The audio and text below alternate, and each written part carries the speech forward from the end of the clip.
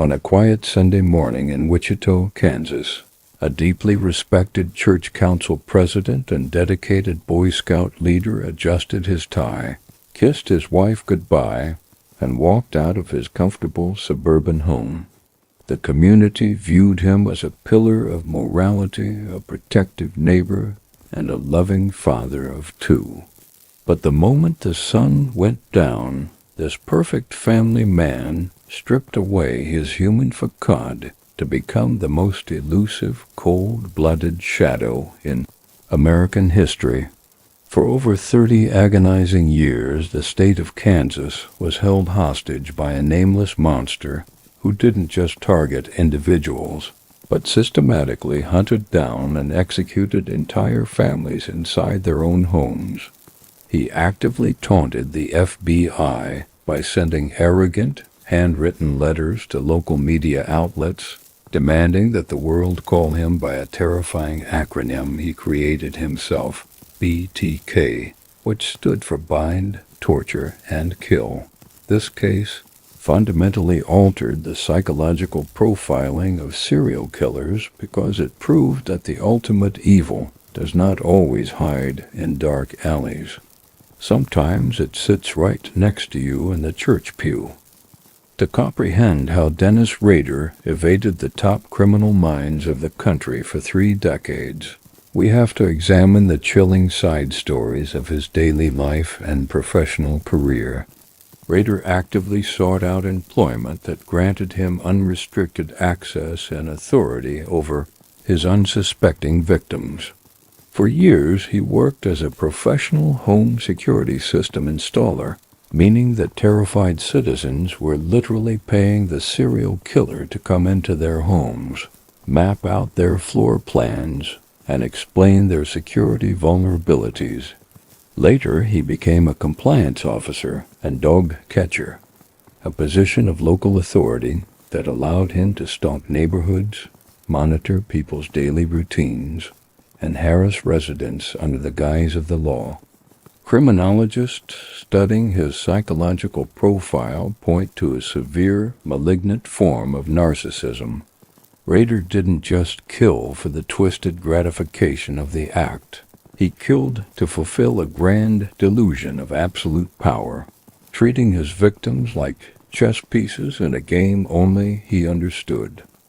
The dark narrative took its most bizarre turn in 2004, after Rader had been completely silent for over a decade. The world had assumed that the BTK killer was either dead, incarcerated for another crime, or too old to strike again. But Rader's massive, fragile ego could not handle being forgotten. When a local newspaper published a retrospective article suggesting that the BTK mystery would never be solved, Rader was infuriated that his twisted legacy was fading from the public consciousness.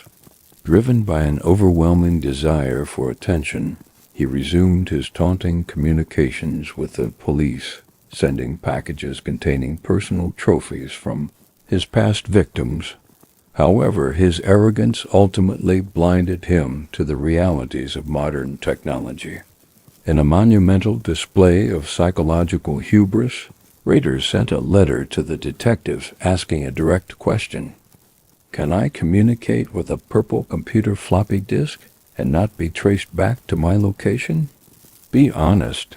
The police, sensing a golden opportunity, strategically lied to him through a coded newspaper advertisement, assuring him that a floppy disk was completely untraceable. Believing he was intellectually superior to the authorities, Rader mailed a purple floppy disk directly to a local television station. Within hours, forensic computer analysts scanned the deleted metadata hidden inside a Microsoft Word document on that disk. The digital footprints instantly revealed that the document had been edited at the Christ Lutheran Church, and the file was explicitly signed by a user named Dennis. A quick public records search linked the church directly to Dennis Rader, and on February 25, 2005, a massive police force swarmed his vehicle, arresting him without a single shot fired. The terrifying saga ended with absolute closure in open court, where Rader shocked the world by delivering a cold, emotionless confession. He detailed all 10 brutal murders with the clinical detachment of a professor giving a lecture, showing absolutely zero remorse or empathy for the families he destroyed.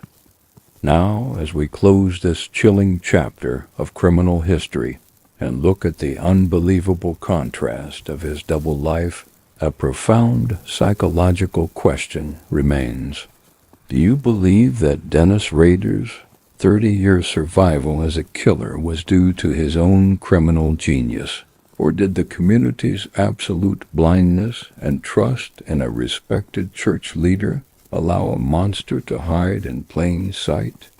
Let me know your thoughts in the comments below.